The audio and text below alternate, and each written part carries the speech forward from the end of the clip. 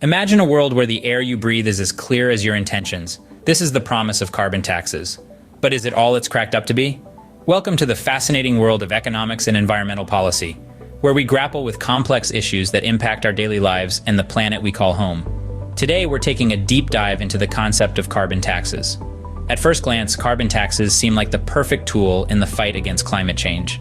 By placing a price on carbon dioxide emissions, it's designed to discourage the burning of fossil fuels, the primary culprits in the release of greenhouse gases. The idea is simple: make it expensive to pollute, and people will naturally seek out cleaner alternatives. But as with any policy, the devil is in the details. While carbon taxes hold promise, they also come with a host of challenges that can undermine their effectiveness. Consider this: are we using a hammer when we really need a scalpel? A hammer is great if you want to drive a nail into a piece of wood. But try performing delicate surgery with it, and you'll quickly see the problem. In the context of climate change, our goal isn't just to reduce emissions, but to do so in a way that is fair, sustainable, and doesn't wreak havoc on our economy. In this video, we'll explore the elastic demand for fossil fuels, the regressive nature of carbon taxes, the issue of carbon leakage, the limited substitutes for fossil fuels, competitiveness concerns, the challenge of setting effective price levels, and the administrative complexity of implementing such a tax. We'll unravel the intricacies of these issues, asking tough questions and seeking nuanced answers. Because here's the thing, we're not just talking about economic theory. We're talking about the future of our planet and the kind of world we want to leave for our children. So, buckle up and get ready for an enlightening journey into the heart of one of the most hotly debated topics in environmental economics. Now, let's delve into the nitty-gritty of why carbon taxes may not be the ultimate solution to our environmental woes. The demand for fossil fuels is like a stubborn mule, it hardly budges, and this elasticity is a real pain in the carbon taxes side. Let's dig into why. Fossil fuels are deeply woven into the fabric of our lives. They power our homes, vehicles, and even some of our food production. When the price of these fuels increases due to a carbon tax, it doesn't necessarily mean we'll consume less. We might grumble and groan, but at the end of the day, we still need to drive to work, heat our homes, and eat.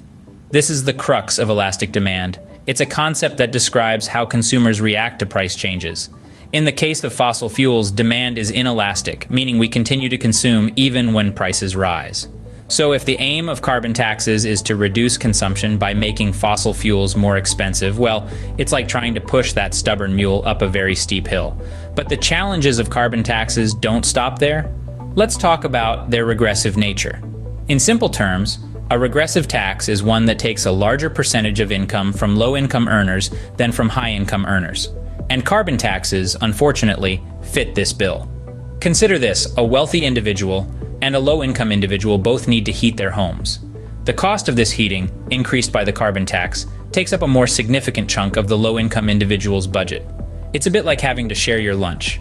It's no big deal if you've got a feast, but if you're already scraping the bottom of the lunchbox, sharing means you might go hungry. So, while carbon taxes aim to protect our environment, they might just be picking the pockets of the less fortunate. It's a conundrum that policymakers must navigate carefully.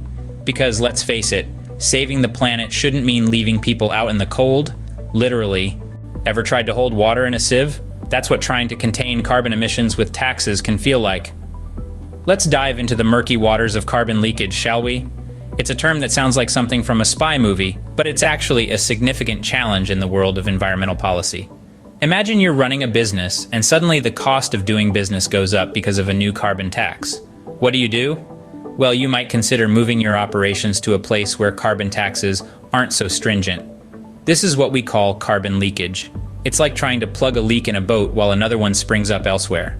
And while it might keep you afloat for a while, it's not a sustainable, long-term solution. Now let's talk about fossil fuels. These old friends have been with us for centuries, powering everything from our homes to our cars. But as we all know, these fossil fuels are not exactly friends of the environment. The problem is there are limited substitutes available. Renewable energy sources like wind and solar are making strides, but they're not ready to take over entirely. It's like trying to replace your morning coffee with decaf. It might do the job, but it's not quite the same, is it? Finally, we arrive at the issue of competitiveness.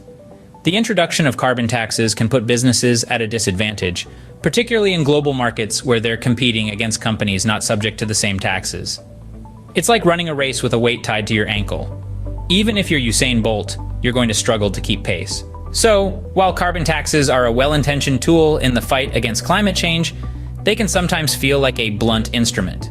They can lead to carbon leakage, they're hampered by the limited substitutes for fossil fuels, and they can stifle competitiveness. It's like trying to win a race with a flat tire. You're going to need more than just determination.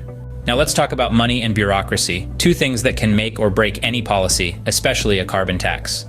Imagine a world where we've set the perfect price for carbon emissions. Sounds great, right? But hold on, let's consider the implications. To really curb emissions, carbon taxes would have to be set so high that it could potentially impoverish the middle class and wreak havoc on our economy. Think about it. Higher carbon taxes mean higher fuel prices, higher electricity bills, and increased costs of goods and services across the board. That's a heavy burden for the middle class to bear, and the ripple effects on the economy could be disastrous. On the flip side, if the carbon taxes are set too low, then they won't be effective in reducing emissions. It's like trying to put out a forest fire with a water pistol. It's a delicate balancing act with no clear winning strategy. And then there's the red tape. Bureaucracy, our old friend. Implementing a carbon tax is no easy feat. It's a complex administrative process filled with challenges. From tracking emissions and determining tax liabilities to enforcing compliance and managing revenues, governments face a Herculean task. And let's be real, governments aren't exactly known for their efficiency. In fact, they can be incredibly wasteful at the administrative level, often outperformed by non-government entities. So what's the solution?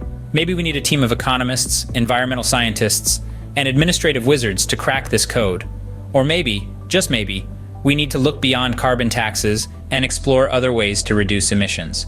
In the meantime, let's keep the conversations going. The more we talk about it, the closer we get to finding a solution. And remember, every little bit helps. So turn off that light, take a bike ride instead of driving, and recycle that soda can. It might not seem like much, but many small actions can lead to big changes. So, a carbon tax might not just burn a hole in your pocket, it might also tie you up in red tape. So, we've taken a deep dive into the murky waters of carbon taxes. It's been quite a journey. We started with the image of carbon taxes as a hammer or a scalpel, a tool designed to cut through the haze of greenhouse gas emissions. We explored the elasticity of demand for fossil fuels and the regressive nature of carbon taxes, and how these aspects can potentially throw a wrench in the gears of this policy tool. Next, we navigated the treacherous terrain of carbon leakage, the limited substitutes for fossil fuels, and the competitiveness concerns that arise. It's clear that this isn't a one-size-fits-all solution, and a single misstep can lead to unintended consequences on a global scale. Then we delved into the realm of ineffective price levels and the administrative complexity of carbon taxes. Remember when we said that the ideal carbon tax level could impoverish the middle class and wreck the economy? Yeah, that's no picnic in the park. And let's not forget the administrative headache. If governments were a band, they'd be called the wasteful administrators. But hey, who doesn't love a good band name, right? Now, if you've stuck with us through this economic roller coaster ride, you're either a glutton for punishment or you've found this information useful. Either way, we appreciate you.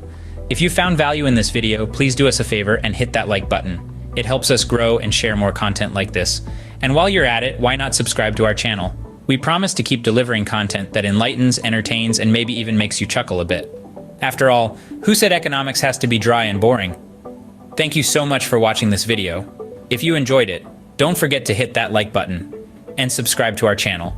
We're just starting out, and we greatly appreciate your support. Remember, every click counts in our quest for a cleaner, greener future.